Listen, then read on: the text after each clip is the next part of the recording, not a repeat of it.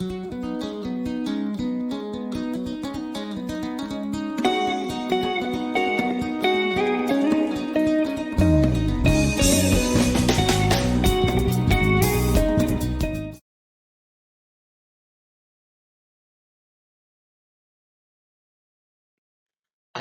step towards the formation of the OAU was the All African People's Conference, AAPC, 1958. It took place in December 1958 in Accra, that is Ghana.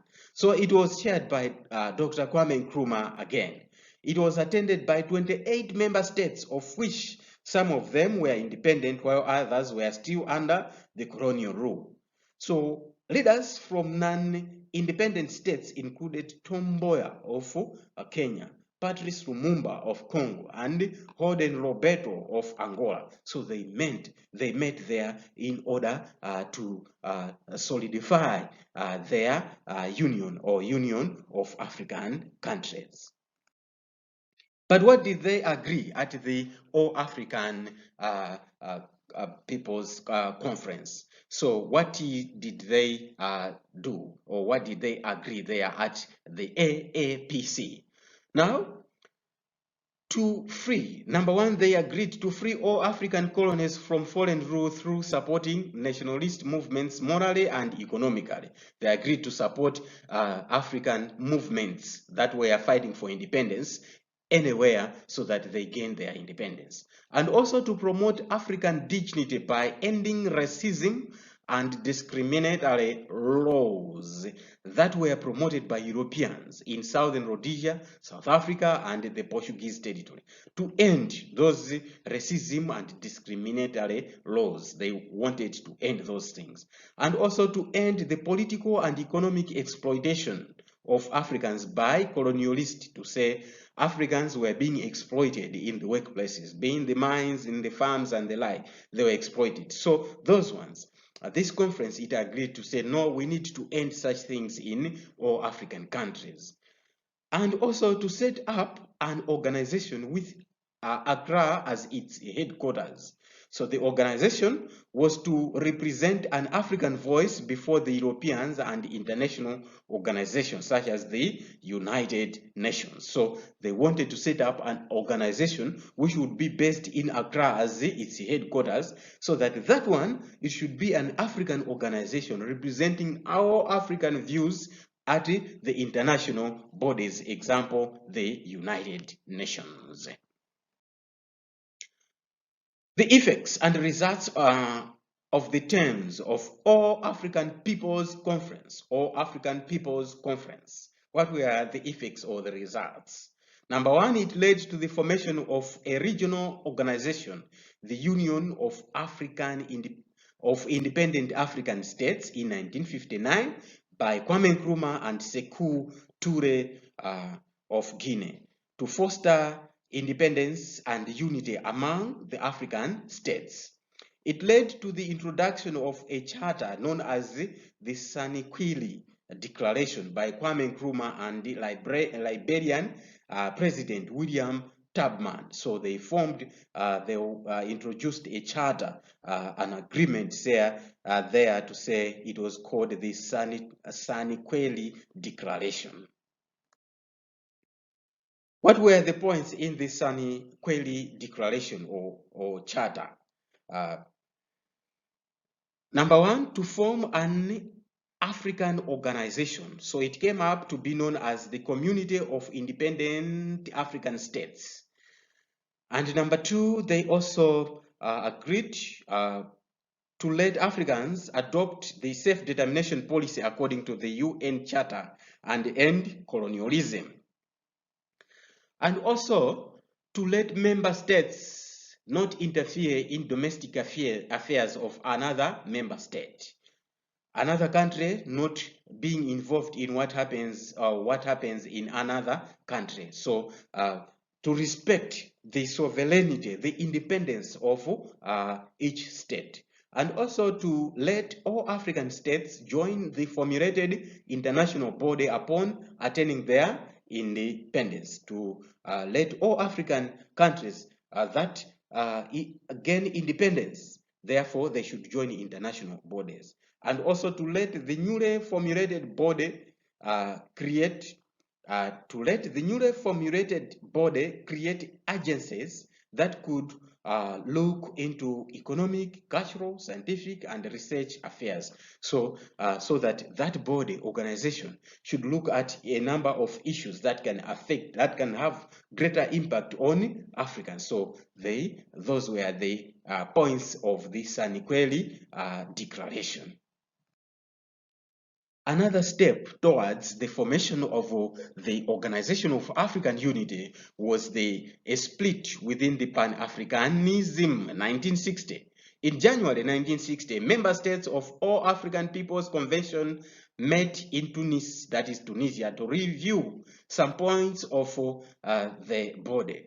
So in June 1960, they again met in Addis Ababa, that is Ethiopia, to urge African countries form an international body with a voice on world affairs, to form a big or a strong organization that can have a voice at the international level. However, there were different opinions on what form such an international body was to take. So this led to the formation of two groups of African countries with different views, known as the Casablanca Bloc and the Monrovia Bloc. So there at the meeting, they split it to say what type of that organization is going to be. Therefore, they formed two groups. They split it into two, the Casablanca and Monrovia. The Casablanca Bloc, it was officially set up on 24th December 1960, and it was led by Dr. Kwame Nkrumah. Its member states met at Casablanca in Morocco to formulate policies on how to operate the group. So the members were Ghana, Guinea, Mali, Egypt, Algeria, Libya, and Morocco. They formed the Casablanca Bloc. What were the general agreements? They wanted, or their aims, they wanted to establish a strong political unification of African states to end colonialism. They also wanted to form a federation of African states, with each state giving up some of its independence to a central government by way of a United States of Africa. Thus, a non-alignment policy was to be followed, whereby neo-colonial links with colonizers were to be rejected. So there then you have to understand it to say they wanted to form the United States of Africa, so that each member state, they had to give their independence, part of it, to the central government. That is the central government of that is Africa, the United States of Africa. They wanted to form that one, that is the Casablanca. They wanted to create the United States of Africa, whereby they might have the countries on their own, but they should all belong to one central government with that should be recognized internationally, just as it is with the USA. What about the other bloc? That was the Monrovia bloc. It was officially set up in May 1961 in Monrovia, that is Liberia, among member states of the French colonies. It was led by Leopold Senghor of Senegal and Houphouët Boigny of Cote d'Ivoire. So the member states included Togo, Dahomey, that is Benin, Senegal, Malagasy, that is Madagascar, Chad, Niger, Upper Volta, that is Burkina Faso, Central African Republic, Congo, Gabon, Ethiopia, Liberia, and Cote d'Ivoire, that is Ivory Coast. So these were the members of the Monrovia bloc. So the Monrovia bloc, again, it was on the other hand formed as independent of the other one. What were the general terms, the agreements of the Monrovia bloc? We have looked at the Casablanca bloc and its terms. Now let's look at the Monrovia. The main argument of Monrovia bloc was that of having a gradual unity of African states through economic cooperation and not forced federation. So Western states had to be treated as allies and not immediately removed. So they agreed to say, no, no, no, no. Yes, we need the United States of Africa, but that one, we need to start bit by bit incorporating one country, two countries, three countries, four countries, 10 countries like that, economic cooperation, and not just forcing each country to say, come here, come here, come here, we form Africa, United States of Africa, not like that. So you see, the Monrovia bloc had that argument to say, no, we need to start economic cooperation and it should be gradual until we attain that United States of Africa. So what were the differences between Monrovia and Casablanca blocs? Casablanca bloc was more radical in fostering nationalism, whereas Monrovia bloc was more moderate and opted for cooperation with the Europeans to fully attain political and economic independence. So you see the difference there. The Casablanca, they just wanted to say, no, all African countries be independent from Europeans and no more ties with them. But the Monrovia group, they said, no, no, no, no, no. We need to cooperate with these Europeans and gradually move away from them. So besides, the Casablanca members were mostly former British colonies, whereas the Monrovia bloc were dominated by former French colonies. So you see there, those who formed the Casablanca, they were mainly those previously under the British. But those who were for Monrovia or under Monrovia, they were area but under the French colony. So what were the reasons that made it difficult to form a single international organization by 1960 in Africa? Number one, member states had different attitudes towards the formation of the organization. For example, here we're saying Kwame Nkrumah, as a Pan-Africanist leader, wanted an immediate confederacy of African states to end colonialism, while some members wanted to promote other areas of African cooperation before the initial setup of the African political body. So you see the difference there. Kwame Nkrumah as the leader of Pan-African movement, then he wanted immediately African states to be independent, no more any African state to be under the Europeans. So also Nkrumah had his supporters, they wanted to do away with anything that was Western and promote African goals, while some members supported alliance with the Westerners for development. So Kwame Nkrumah said, no, Africa will do everything on their own. Others, they said, no, these will be our trade partners. We need to cooperate with them so that when we form an organization or we form the African states together, then if it is business, we're going to deal with them. So that was the difference. And most states in Africa were still under their colonial masters. So it was a problem to form the international organization in Africa because most of the countries by 1960, they were still under their colonial masters. So it was therefore difficult to put into practice the policies that favored Africans before the Europeans. To say, for example, we take Malawi. Malawi is under the British. Then we say now Malawi is there in the United States of Africa. But at the same time, Malawi has not attained independence. So therefore, it could be a conflict to say, well, the Europeans, they want Malawi to follow certain policies, then the United States of Africa would force Malawi to say, follow these policies. So it could be a conflict. So that's why we are saying that most states in Africa were still under their colonial masters. Civil wars widened the gap between member states.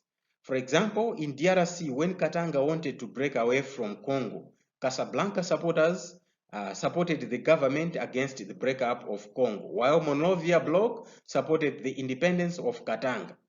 Also in Algerian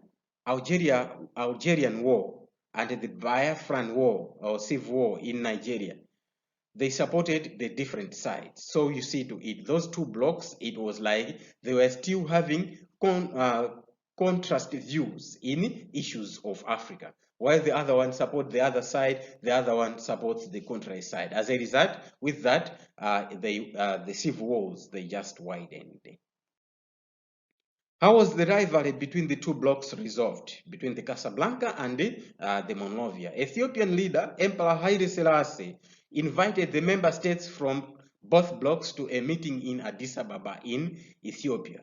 So the two rival blocs buried their differences and agreed to form a Pan-African movement known as the Organization of African Unity. So big up to Emperor Haile Selassie. After looking at how these two blocs were faring, it was impossible to bring peace in Africa. As a result, Emperor Haile Selassie invited the leaders of both groups to say, come, let us meet in my country, Ethiopia. So they met there and they buried their differences and they agreed to form one organization by the name Organization of African Unity, OAU.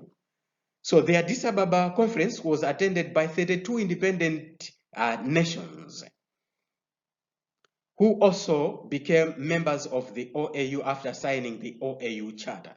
So on 25th May 1963, the Organization of African Unity was established with Addis Ababa as its headquarters. So it was long before Malawi. It was just a year before Malawi got independence, because we just looked at it to say we got our independence in 1964. But the OAU was formed in 1963 by 32 countries that were now independent, that got their independence. Now, let us look at the Organization of African Unity. As the two groups agreed to form a single organization, it was the idea of Monrovia bloc among those two, the Casablanca and Monrovia.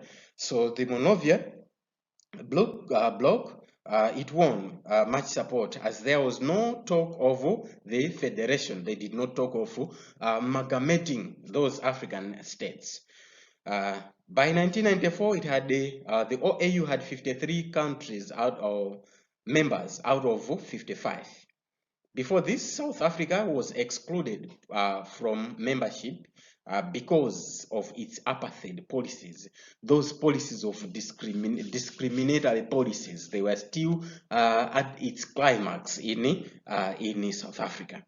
And again, on 12 November 1984, Morocco withdrew because it refused to recognize the Malawi Arab Democratic Republic as the government of Western Sahara, which the OAU did recognize that one. Therefore, it could be a conflict between Morocco and the OAU. So Morocco withdrew from the OAU. Hence, there were 53 states, excluding South Africa and Morocco. Aims for the formation of the OAU. Why did they form that? To achieve political unity of African states by acting as a collective voice for the African continent. Also, to raise the living standards of African people. They also formed it to eliminate all forms of colonialism in all African territories, to ensure that Africans enjoy human rights, and also to raise the dignity and status of African people, and also to settle disputes involving member states peacefully. Whenever countries, the member countries, they come into conflict, they must be resolved within the OAU. And again, to strengthen cooperation among member states and to defend the African nation's independence, to say if a country becomes independent, it should be independent, and that independence must be defended without any infringement. What were the principles followed by the OAU member states? These were the principles each member state signed to follow. Number one, each member state signed to honor border demarcation among African countries that were inherited at independence to avoid international conflicts. To say, when we are getting independence, we are going to maintain those borders. Those borders are going to be like that. Equality of all states in Africa, despite their social, political, and economic status. All African states must be equal. no African state should regard itself as on top of the other, disregarding the political economic status to say other countries may be poor. It doesn't mean that if a country is poor, therefore it is below another African country, nothing like that. They signed that one to say we are going to treat each other as equal. And also to follow the non-alignment policy among member states in world affairs. That is not to be influenced by the policies of superpowers such as the USA and the USSR, to say, right, in the world affairs, there are things that are happening. African states must not align themselves to either of the conflicting countries in the world affairs or superpowers.